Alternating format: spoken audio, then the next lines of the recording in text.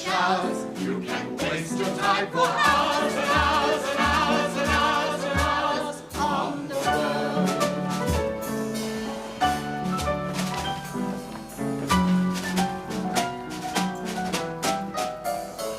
On the road, on the road, on the road, on the road. Oh, you meet such good companions on the road.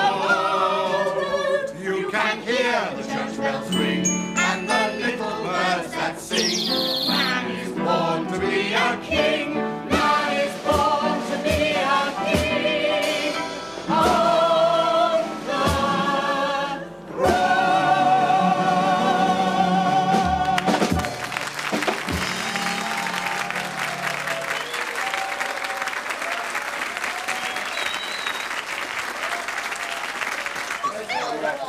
At the beginning of that memorable week at Sandy Bay, Jess O'Croyd had been a happy man.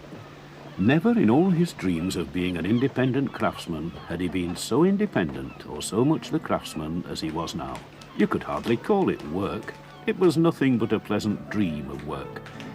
He couldn't help thinking that these strange theatrical people, indeed all these southerners he was meeting now, did overdo the patting you on the back and making a fuss. It made you feel soft. Oh, give over. Reward for a job well done now, Jess. Well, it's not but half finished. Wait till you're finished.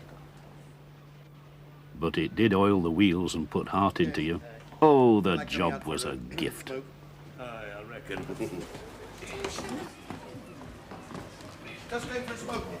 All the Pierrots were friendly enough and they got on champion. But Joe was a solid and sensible chap, with arms on him like two, who liked his pipe and glass of bitter, and a good talker, once you got him going. I like being in lodgings. It's a bit of a treat being a lodger. I want a home of my own. Yeah, when I were at home, place didn't belong to me, but to wife. If I didn't put up with out she gimme, I never heard last on it for days. You're going to tell me that you were henpecked. I never heard of a henpecked lodger. Yeah, but you've heard of many who were diddled and swindled and robbed. Do you know they charge you to use the stairs going up to bed if they could? I'll grant you they can't make a proper Yorkshire pudding, but that apart, I've no complaints. Here's your morning post, Mr. Oatroyd. Oh, and your wife's looking for you, Joe. Just as I was saying. What was he saying? We were discussing henpecked husbands. There's no such thing, you imagine there is. Imagine it. Well, I imagine I better get going. I'll tell you this for nothing, Susie. I wouldn't be paid to be wed to thee. They'd be kissing him 1 minute and throwing pots and pans at him minute after. Ooh, and after I've been so nice to you. If somebody was to tell me that a carpenter from Shuddersford... Yeah, Broadisford. Going on like an old woman, I really feel sorry for you. Oh, well, it's our piano player I feel sorry for. Well, Inigo, what about him? Well, I'm just right sorry for him. If Lassie's getting so sweet on won't have him, he'll never know no peace. And if she does have him, he'll never know no peace neither.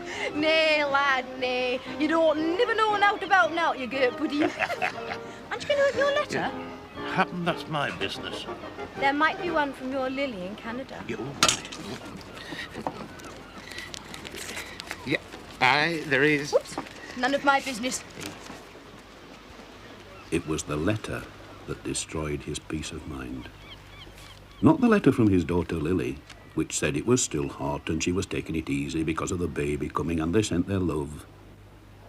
It was the note from Leonard that cast the shadow of 51 Ogden Street, Brodersford, over his happiness. Dear Father, I am sending you a letter which came from our Lily. I am having to write because Ma says she will not write because she is too ashamed for you. What have you done? After you had gone, a bobby called and asked where you were.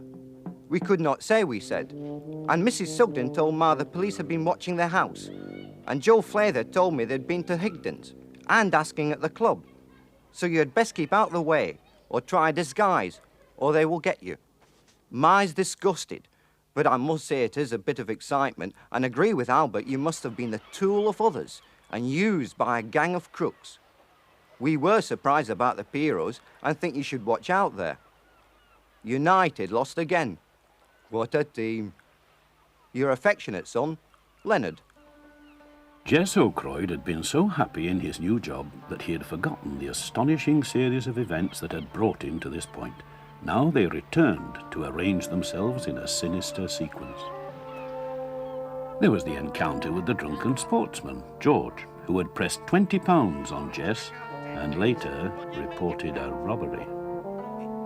The next day he had quarrelled with his firm, with his union, and had torn up his insurance card, the act of a desperate man, and had run away. Am I trying on eating for us? There was that lorry loaded with stolen pieces that he had travelled down on, in company with the villainous Nobby and Fred. There was the horrible fat woman, Big Annie, and the fella Bobbleby, who kept the dining room where he'd paid for his breakfast with a chisel, all of them ready to swear his life away. Everywhere he had been mixed up in something that was against the law, at every single step on the road. I've done nought, but I haven't a leg to stand on.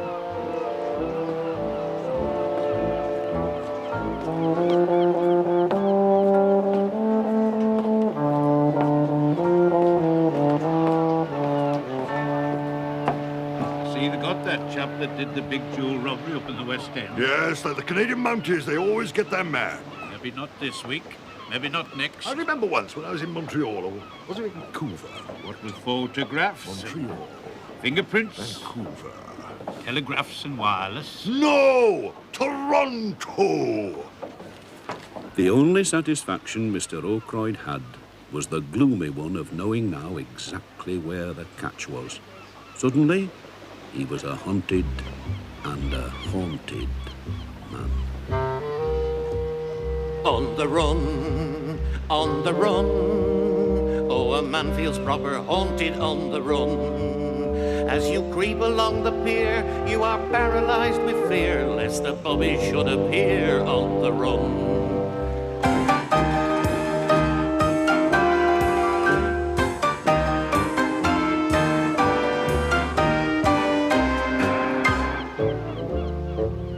On the run, on the run.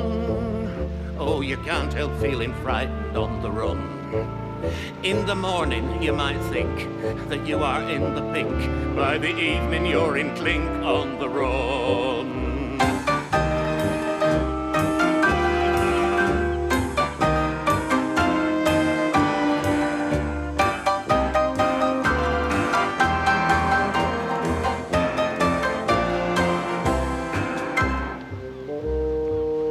On the run, on the run. It's a black and evil country on the run. Oh, your dreams are bound to fail. You quiver and you quail as you go direct to jail on the run. Oh, your dreams are bound to fail. You quiver and you quail as you go direct to jail on the run. The Saturday performance was, as we know, the famous Riot at Sandy Bay. Mr. O'Croyd enjoyed it as much as any of the others, and yet he was wanted. At any minute they might say, "Got him." He was glad to say goodbye to Sandy Bay.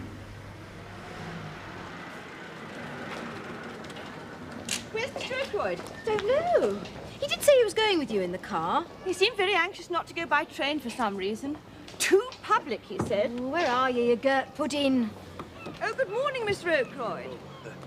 Oh, look, Miss Trant, do you see what he's done? You do look rather different. He shaved off his moustache. Good gracious. Did you leave it as a souvenir for your landlady? Oh, don't be so disgusting, sweet. Can you see how else different? Can you give us a clue? It's to do with me head. You've got a new cap. Aye. Oh, you are clever, Mr. O'Croyd. Am I? You've got a new cap and somehow it looks just the same as the old one. It cost me £0.50. Still the same sweet face from Shoodisford. Broadisford. Oh, come on, let's get these baskets loaded. I shall have to grow a beard and buy a straw vulture. There is no pleasanter market town in the whole of the East Midlands than Winstead, the next port of call for the good companions. It has a cobbled square and broad high street, a fine 15th century parish church, an Elizabethan market hall and old gabled houses. Winstead also possesses Mrs. Mason's homely accommodation, suitable for a gentleman of Mr. O'Croyd's status and disposition.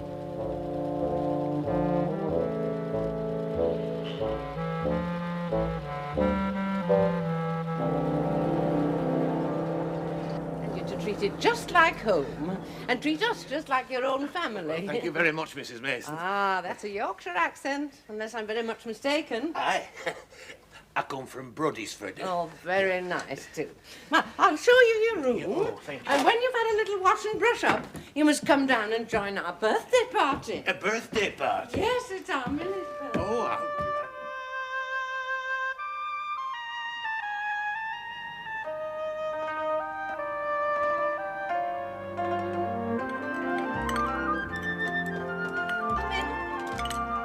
Oh, there you are. Now, this is our little birthday girl, Millie. This is Mr. Oakroyd. He's with a concert party at the Playhouse this week. Oh, you an actor? oh, me? Well, it's nice to meet you anyway, Mr. Oakroyd. Well, happy birthday, love. Do sit down. Oh, thank you, Mrs. Mason. It's a shame my father can't be here, but he's away. I see. He travels, you see. Oh, I see. But we've got young Tom to look after us. He's Millie's young man. Fiancé. Oh, well, how do you do, Tom? Delighted. Yeah, oh. You'll have to be on your best behaviour, Mr. Oakroyd, or Tom will lock you up as soon as look at you. Oh, I see. You're a policeman, yes. Mind you, he sometimes goes for hours on end without arresting anybody. Don't you, Tom? Well, that's been a bit quiet, yes. Where did you say you come from? Leeds. From Leeds. Oh, he told me Brothersford. Well, you can't hardly tell where one begins and t'other ends. We don't get many from your area down here. I expect not. You tend to stand out, if you know what I mean. Stand out. Aye. Yes. Who'd like another cup of tea? Oh, yes, love, please. There's people walking the streets today that ought to be serving their time in jail, hundreds of them. We don't know when we're rubbing up against them.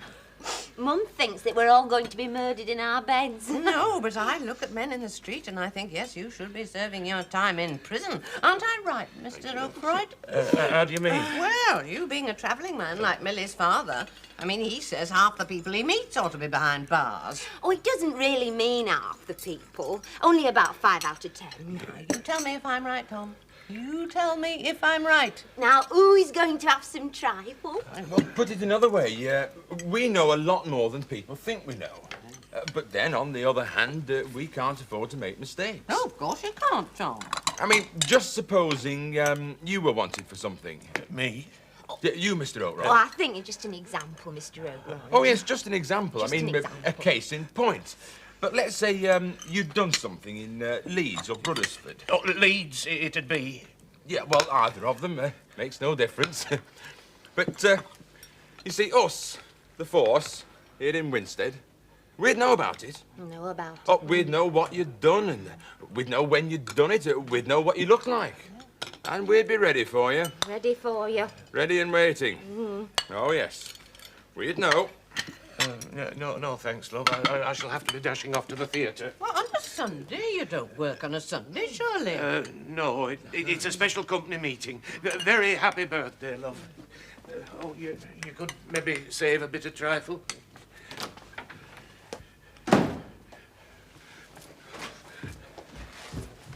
Mr. Oakroyd. Hey. I'd like to ask you something. Hi. I didn't want to do it in front of the family. It's a bit delicate-like. Hi.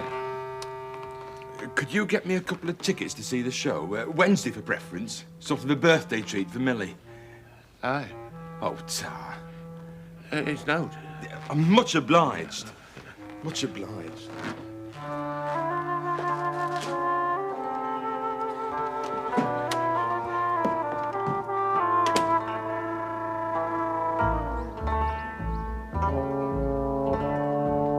Mr. Oakroyd walked silent and alone down the high street, feeling very wanted by the police. Outside the White Hart, the main hotel in the town, he noticed a little car, and the long arm of coincidence beckoned him. The car had a Brothersford registration plate, and its back seat had been converted into a kind of large box. Mr. Oakroyd had spent a whole day making that box for Mr. Ashworth, one of Higden's travellers. Mr. Oakroyd had his inspiration. He would tell Mr. Ashworth the whole story. Like I haven't got a leg to stand on. This fella that gave you the £20, George Jobley, wasn't it, the bookie? Aye, apparently. And then it were in paper that he'd had some money pinched. I know him. I'd be a sight better off if I didn't know him. He's had many a quid of mine for something that didn't run or couldn't run. He never had any money pinched. He'd put it in another pocket and lost it, and he was too drunk to remember. He reported it missing to the police, and 3 days later he reported it found. What, you don't think the police have got a case against me? Case? I shouldn't think there's enough case to make a pigeon's egg. Are you sure? Certain. You can go back to Luddenstone tomorrow and nobody's going to arrest thee, lad. There's better things to do. By go. You've taken a load off my mind, Mr. Ashworth. You haven't all. Now, you'll have another on me, won't you? You fair set me up. Is there anything else I can help you with, lad? I mean, we're both on the road, aren't we? Aye, there is one thing. Go on then, lad. How's that new centre forward getting on for United? Terrible. Mr. O'Croyd was himself again.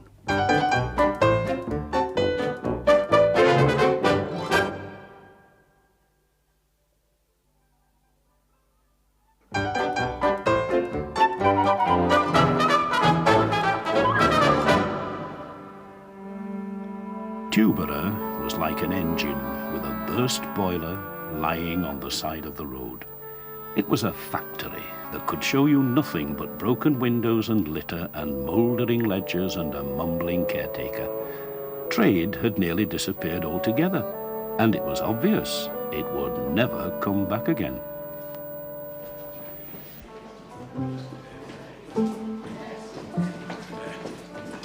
morning, Mr. O'Croyd. Are you all right, lad? And how is the Royal and Ancient Borough of Tubera? Bloody awful.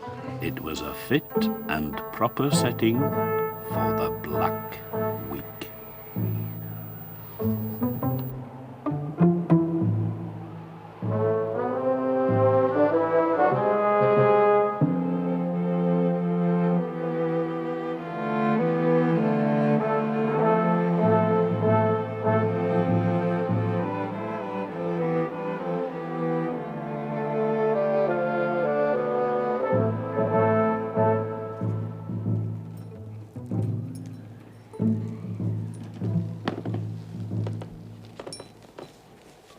Do you do well on your bar trade?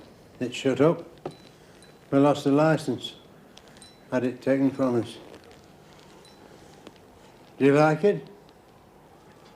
It's awful. To some, it's a prince. It's so dirty and depressing. When Wilson Barrett opened here with his sign of the cross, there were £100 in the house. Monday night. How is it backstage? Much the same as everywhere else. Of course, that was 20 years ago. What was? Sign of the cross.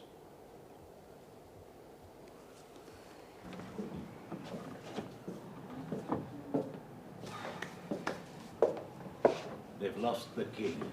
They would, absolutely. And you and me has to share rooms at the digs. Everybody's having to share. Is the town full? The Tubera Mozart Festival? The old towns aren't dull. Folks that badly off they can't be bothered. I must put a question, Master O'Croyd. What are the digs like? Handy for theatre. Billing Street was narrow and dark, with more than its share of ailing women and children with grey faces. Behind the street loomed a building with a fantastic tower, and this, it appeared, was a sulphuric acid works. Nobody seemed to know whether it was still making acid, but if its pipes and vats were idle, the smell was not. Did you sleep all right? Almost. Well, that's to say, well, very nearly. It's just that funny smell kept me awake. It's like old magazines. As if there was a body in the next room. There is. What? Well, as good as one. Landlady's mother. She's over 80. You'll hear her coughing. The landlady doesn't look too strong herself. What, Mrs. Maud? Maud? Is that her name? She's a bit blue about face. Yeah, mind you, her husband's worse. I don't believe it. Oh, I've never seen a fella so swelled up. All purpley he is and puffed up. She says we haven't to excite him. I have no intention of overexciting a purple, puffed-up Mr. Maud. Oh, sounds like a human fungus.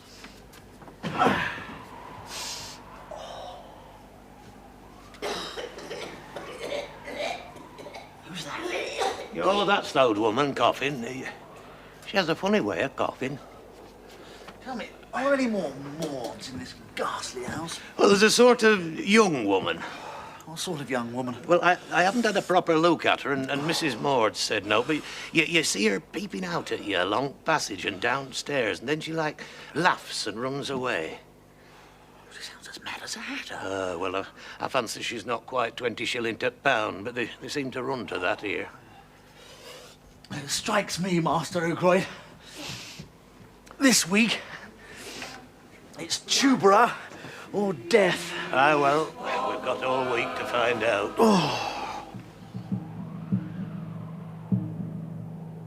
It's a black, black week. Black week.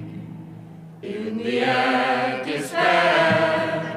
In the gloom, impending doom. Every breath, the scent of death. In the gloom, impending doom.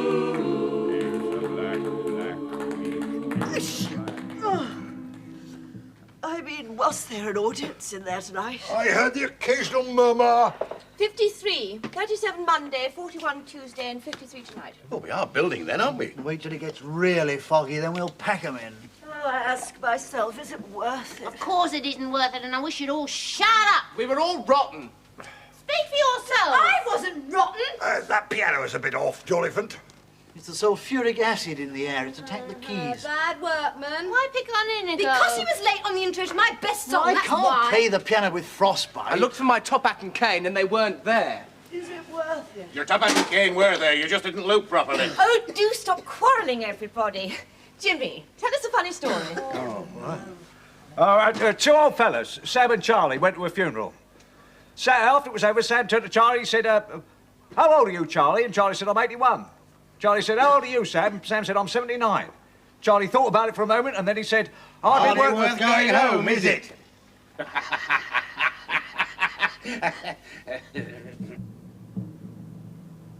It's a black, black week for the world. It's a black, black week.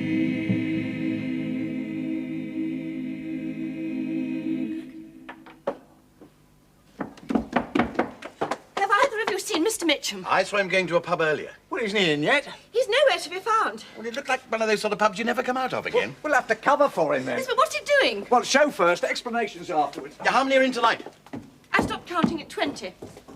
Thank you, ladies and gentlemen. Thank you, thank you, thank you. Or should I say, sir and madam? Glad Matron could let you out tonight. Now I'm going to give you a little song about a window cleaner.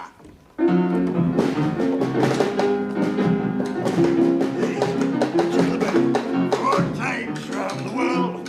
I will now show you a few feet, sir. Listen me. Listen me. Thank you very much, sir. Thank you very much. Card tricks. I shouldn't give the old job up yet. There's always a demand for deck chairs. Always a demand, thank you. I will sing you ballads of the perils of the deep. Go on then, go on.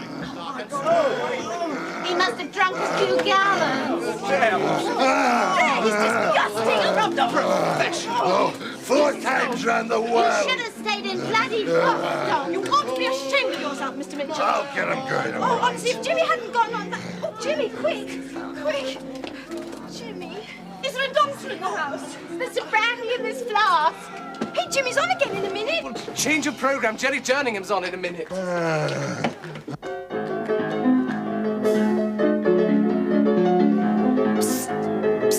Change of program, Jolliphant. Jimmy's been taken ill. I'm on next. Now I'm bludgeoned into apathy. Ladies and gentlemen, I regret to announce that Mr. Jimmy Nunn will not be able to continue his part in the programme owing to a sudden indisposition. And if there is a doctor in the audience, Though I admit the odds are very much against it. Oh, that'll be the quack. What's all this about an indisposition? It's Mr. Nunn. I'm Mrs. Nunn. Oh, yes, we met the other day on Hicklefield Station. Oh, Mrs. Nunn. Yes. And James Nunn is coming with me. Is he? I only live a few miles away, and he's coming with me. What does Jimmy say about it? He's coming with me. I think I'm going with her. 4 times round the world. Oh, shut up, you. You in charge of this troop, miss? Yes, what's left of it. Well, they weren't keeping up to the mark. They haven't half enough going 'em. I've had more fun watching a hen sit. It's a black, black week for the world.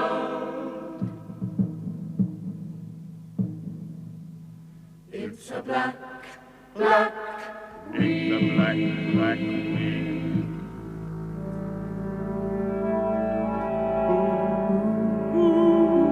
Sunday's child is sad of soul. Monday's child is on the dole. Tuesday's child has close set eyes. Wednesday's child just sits and cries.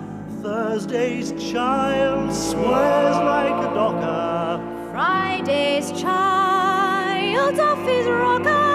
Saturday's child is mean and bad and growing up just like his dad.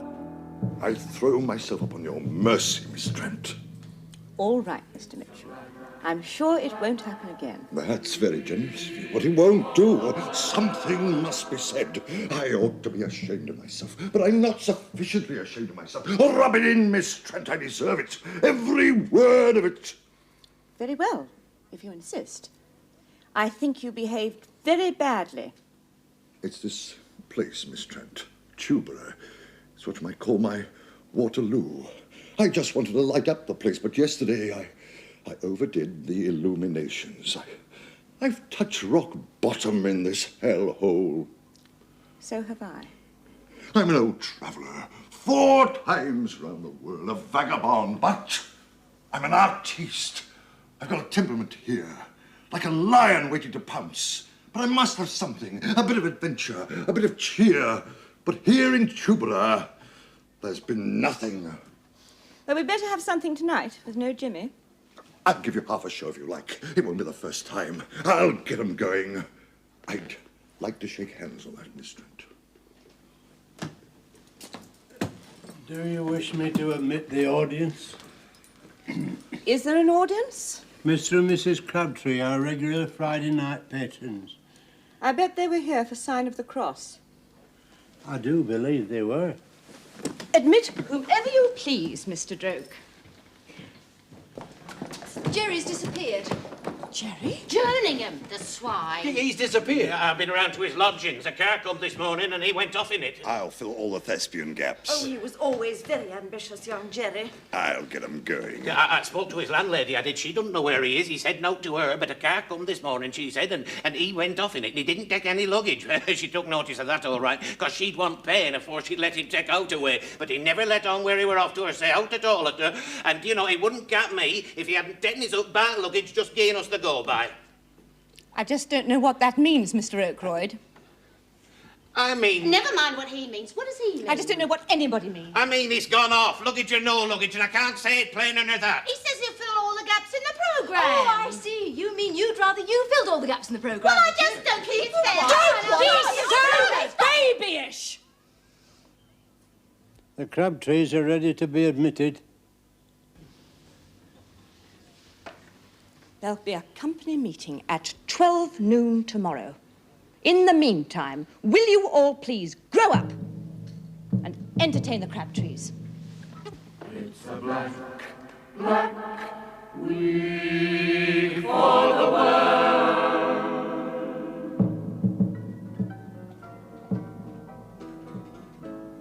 It's a black, black week for the world.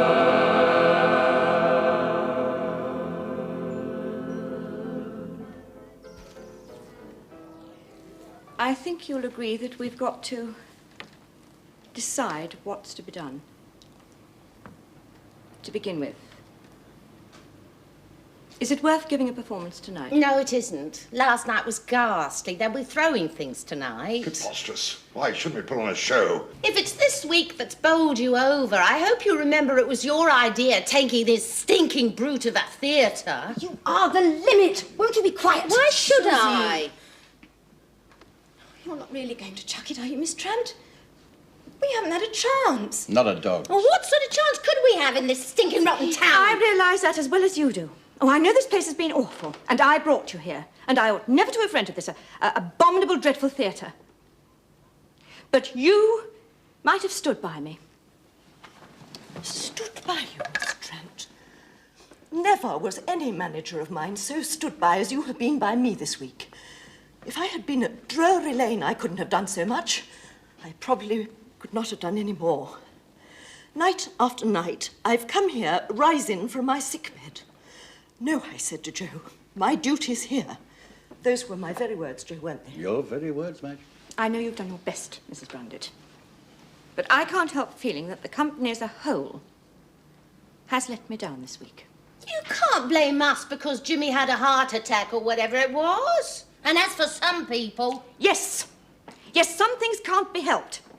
But other things... quarrelling... not bothering about the show... Oh, that's not fair. Leaving the rest of us in the lurch... well, the whole thing's gone to pieces. I'll never forgive Jerry Jerningham as long as I live. The lad's yellow. Known it all along. I suppose he has gone. The landlady's here, note. We've seen the last of that bright boy. If I ever set eyes on him again, I'll... There you are. The first real test. And look what's happened. Look, it has not been easy for me. I didn't understand this sort of life. I had to take an awful sort of plunge.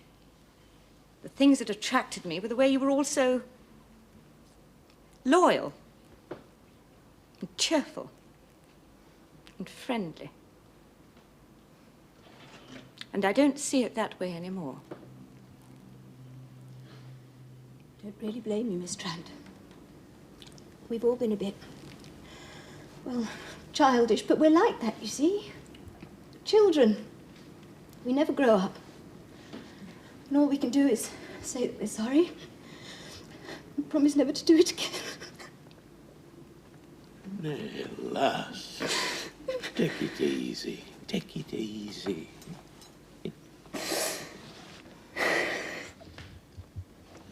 Now then, as nobody seems to be saying much, at me, you'll listen a minute. And I say stick it. Don't give up. Have another do at it. Never let it be said that this here tuberer knocked all heart out on us. Tuberer be damned, I say. That's the stuff, Master O'Croyd. Aye, well, it's not but a matter of getting round a corner. It's same with everything. Stick it, get round corner, and you're there. Now, we're on road. There's downs as well as ups. This here's down all right, but what of it? We'll get back on road. Chance it. And if we're not up, right at top of tree afore you can say Jack Robinson, nay, I'll eat this cap. Absolutely. Hey. Lady Bartlett. Lady who? Lady Bartlett, good heavens. Is he here? Rather depends on who you mean, madam. Really? Jerry Jerningham? He disappeared yesterday morning. Have you had him? Jerry, what happened to you? Keep that woman away from me. It was all a silly misunderstanding. She stole my trousers. Well, only to brush them. Look at what I had to put on. The man took away my other ones. We're having an important company meeting and everybody's talking about trousers. Let me see you out, Lady Bartlett. Lock the door after her. The woman's mad. I thought it'd be nice to invite him round to my house. I sent the car for him with a message and he arrived and then there were these fearful misunderstandings. Middle-aged vamp. I say, you do know who she is, don't you? I've just told you, a middle-aged vamp. She owns 2 West End theatres. She... Oh, my God! But she shouldn't have told the man to take my trousers away. Hello. What's this? Hello, boys and girls. Uncle Jimmy! Are you supposed to be here? Oh, yes, quite on. Hey, what happened? Well, I saw this young Dr. Merlin near where the wife lives, and he says the best cure for my condition is to go on working, and if I go quickly. Jimmy, we've just been discussing whether to do a show tonight or not. Give us a...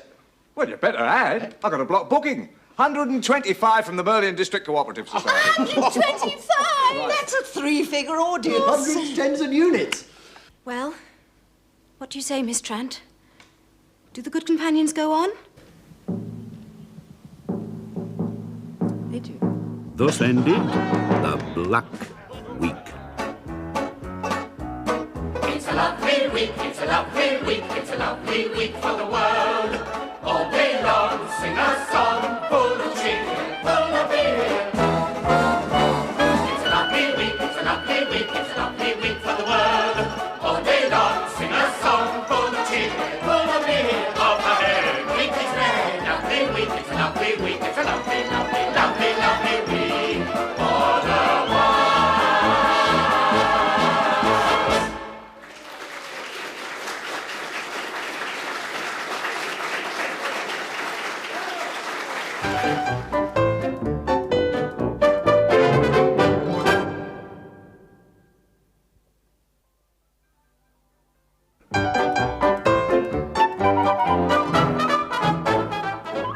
The Good Companions are playing at Luddenstone in Yorkshire. It is the Christmas season, and we shall carry out a great mail robbery. Miss Elsie Longstaff to Miss Effie Longstaff, 19th of December. We did some 3 nights, but now we are here for what you call a run, till the new year at a sort of concert hall, good stage and lighting, etc. Show going well here, good old Yorkshire. I had one encore last night and could have had another, but of course I was told the programme wouldn't stand it. Too much Susie Dean and Jay Jerningham these days, if you ask me. Not that anybody does ask me. What with the piano player writing songs for the two of them, and the way he goes mooning around S. Dean, it makes you sick. I'm getting you some hankies and a pipe for Uncle Arthur. Do come and see the show, but don't bring Ethel Golliver. You know what happened last time. Is it true she's living with a fellow we used to call Pink Percy? It wouldn't surprise me, but very little surprises me. Jimmy Nunn to Mrs. Nunn, 19th of December. Dear Carrie, just a line to wish you the compliments of the season. And I mean it too, so don't get sniffy about it. I think kindly of you, Carrie, honest I do. And I wish you to do the same for me. I know, you don't want to have anything to do with the boards anymore. And you know I can't spend the rest of my life in the back of that shop of yours doing up the odd parcel. If we're both happy in our way, well, that's something, isn't it? If Alice had lived, it might have been different. If people say anything, tell them to mind their own business, or say it's doctor's orders and I'm still on the move. The show's much better than when you saw it. Little Susie Dean is coming on a bundle. I hope she gets her big chance soon. She deserves it. She's a good little trooper. I wouldn't know what to do with a big chance now. I'm getting old and lazy. The old round's good enough for me. Now, Carrie, no harm between us, eh? Oh, and if you see that young doctor, tell him I'm taking that stuff and he is a marvel. Jerry Jerningham to Lady Partlet, December 20th. Thank you very much for the SIG case which arrived today. How did you know where we were playing? Did you see it in the stage? It's a bit risky sending expensive presents like that. I'm very sorry about all those misunderstandings at Tubra. I was really much too hasty. I'm not just saying that because of the beautiful present and the nice things you say in your letter about my work. The show is going better than ever I thought it would, though, as I told you, it has at least 4 dud people in it. But you are right when you say I am wasted in CP work, and I am working hard at new steps, etc., so that when my chance comes, the people who give it me will not regret it. And if I was rude, I am very sorry. I have just had a new photo taken and thought you might like a signed copy.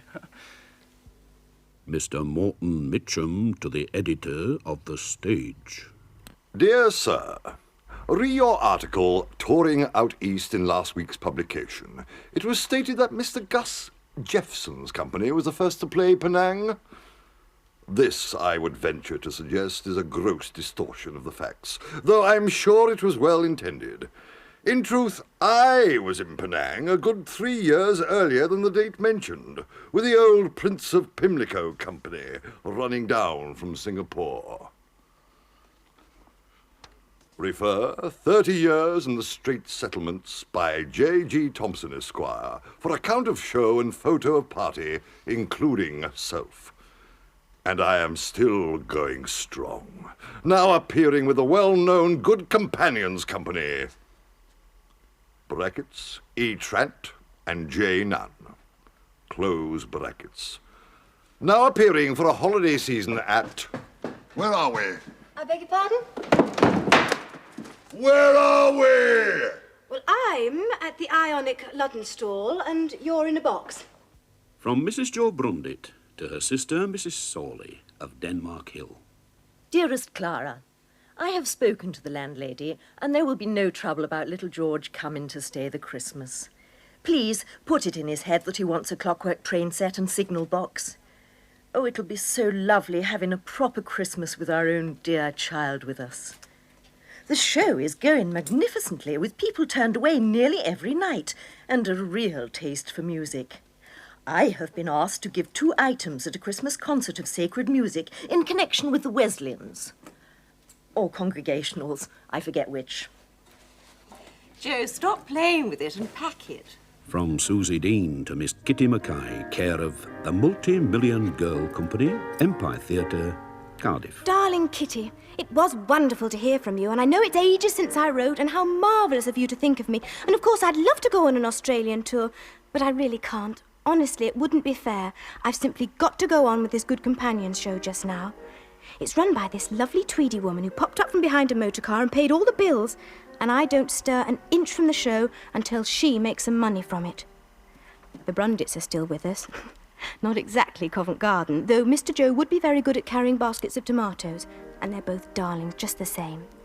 And good old Jimmy, who really is a very funny comedian and worth better than CP work, really. Jerry Jerningham's the same as ever, girls following him around with tongues hanging out. He's still 1 dose of brilliantine, 1 gent's outfit, 1 good opinion of himself, 3 bleats and then nothing. That's our Jerry. And then there's our pianist, Inigo Jolliphant. An amateur, really, Cambridge and very clever, and he writes the most marvellous numbers for me, and he's going to make a fortune and make us both famous one day.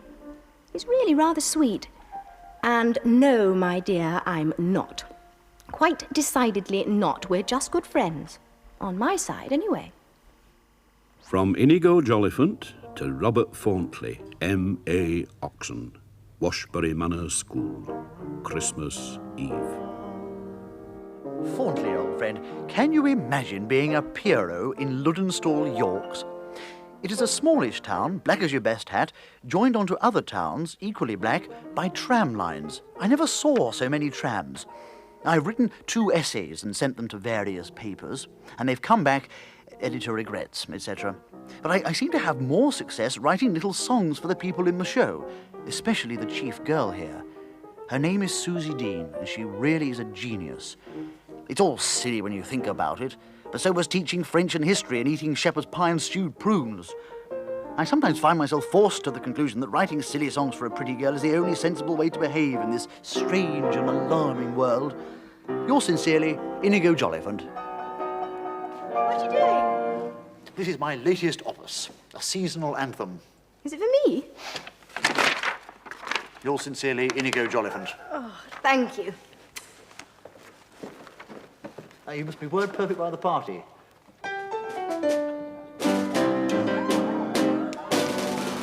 Miss Trant to her sister, Mrs. Hilda Newant, nee Trant, Christmas Eve. No, I have not been able to get to Hitherton at all, so I have sent letters and little presents to everybody instead. Nobody could be nicer than these people. And may I say that I am at last making a profit? The other day, I actually had an offer for the whole troupe from Mr. Ernie Codd from Leeds. He was very wheezy and kept shaking my hand, and it took me 20 minutes to get rid of him. Still, you must allow me my little triumphs.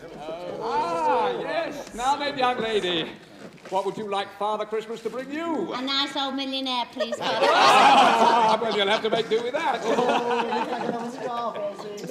Gosh, how spiffing. Right, now, is there a little girl here called Miss Trant? I think that must be me. It is the most absurd Christmas I ever had.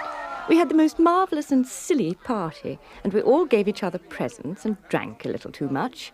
A lot in one or two cases. And we all kissed each other. In fact, I can't ever remember being kissed by so many people.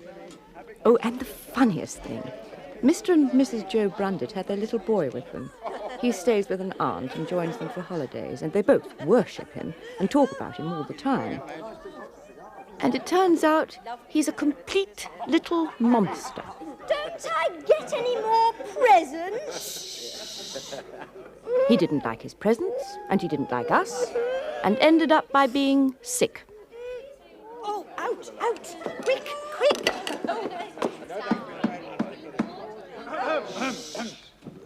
Ladies and gentlemen, a little fee of leisure made. What is he talking about? A little song I have written especially for the season of the year. Can't you write a Christmas song? Jerry's made a joke. Is that what it was? A little song which will be sung in her own inimitable manner by Miss Susie D. Oh, and Jerry. I say. And as Morton Mitchum said to his last bottle of scotch on Boxing Day, you'll tide me over till New Year. Thank you very much. You stick to the piano. Shush! This is a very serious song. It's Inigo's special Christmas carol.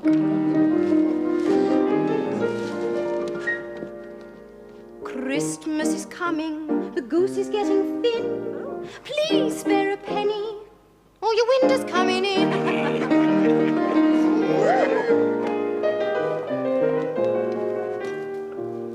There's pudding on the sideboard and holly in my nose, and mistletoe discreetly hung around the parson's nose. There's robins on the rampage and reindeers on the prowl, 6 feet of snow in Yorkshire as the wolves begin to howl.